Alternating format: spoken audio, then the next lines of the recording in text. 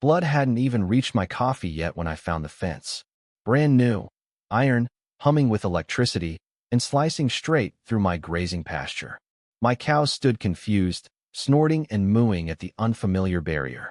One of them nudged the gate and got zapped. That's when a voice crackled through a walkie-talkie behind me. "You're trespassing on HOA property, cowboy." The woman shouting wore yoga pants and a rhinestone visor, not a badge, but acted like she ran the county. Her name was Delilah Grant. Of course it was. I stared at her across the fence and said nothing, because there were no words for what I was seeing. I hadn't signed up for any HOA. Hell, I didn't even live in a neighborhood. My name's Boone Harper. I own 86 acres of Texas ranchland passed down through 5 generations land that predates every cookie-cutter house and speed bump in Whispering Creek by half a century. And yet while I was gone on a 3-day fishing trip with no cell service, these suburban warlords decided my property looked good on their brochures. There was a laminated sign duct taped to my barn. "Welcome to Whispering Creek HOA. Guidelines enforced. Violations will be fined." Taped, not nailed. The amateurs couldn't even vandalize properly. As I walked up my driveway, a pudgy man in a tucked-in polo shirt flagged me down, handed me a fat envelope, and said, Delilah asked me to give you this. You're part of the HOA now. Majority vote." Then he drove off in a squeaky golf cart branded with their logo. I opened the packet and found 30 pages on paint colors, hedge heights, and flagpole alignment.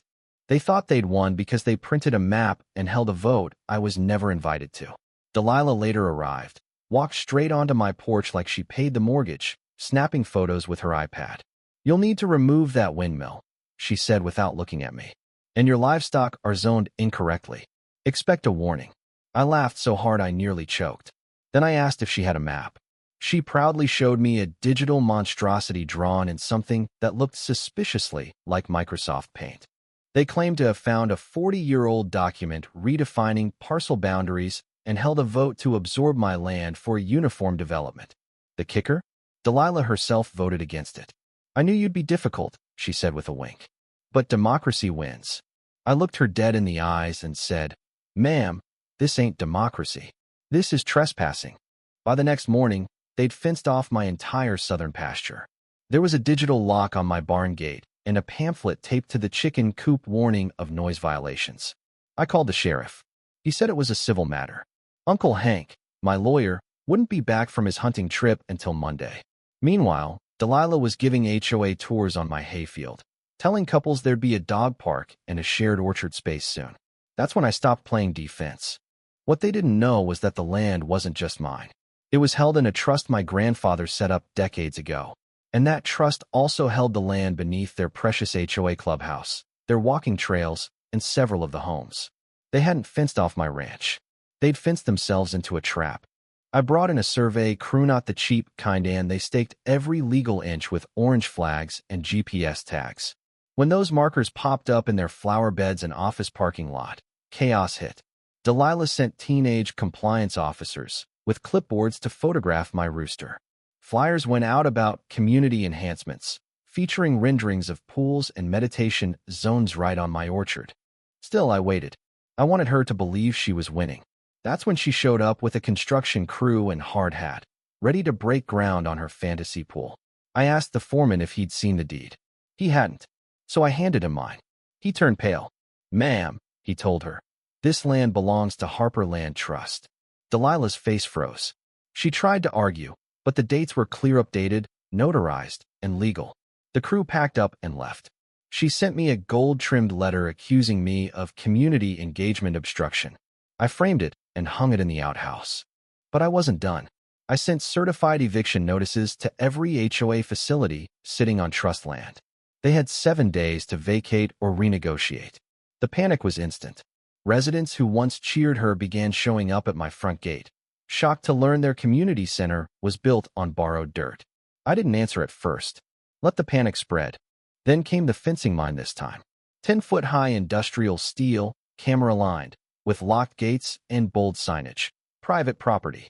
Access by permit only. Delilah tried to spin it as tyranny, marching to one of the gates with bolt cutters and a local news crew. She cut the chain, made it 10 feet inside, and was served with an injunction by my ranch hands. live on camera. Within days, HOA members turned on her. Apology letters poured in, some with cookies and gift cards. Her vice president begged me to renegotiate their lease. I said sure, but the new terms included Boone's clause. Any future attempt to claim jurisdiction results in automatic forfeiture of all rights, no refunds.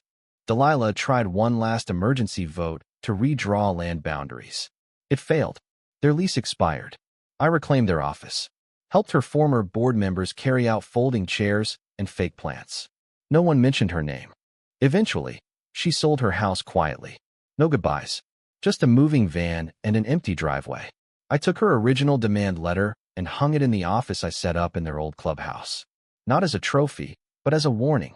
You can draw lines on a map, but if you don't own the dirt underneath, all you've built is an illusion. Now the ranch is quiet again. The fences are respected. Neighbors wave without clipboard inspections. And folks around town still whisper about the cowboy who fenced out an entire HOA. I don't correct them, because sometimes the myth is the message. And the message is this: don't mess with a man who knows exactly where his line is and isn't afraid to enforce it.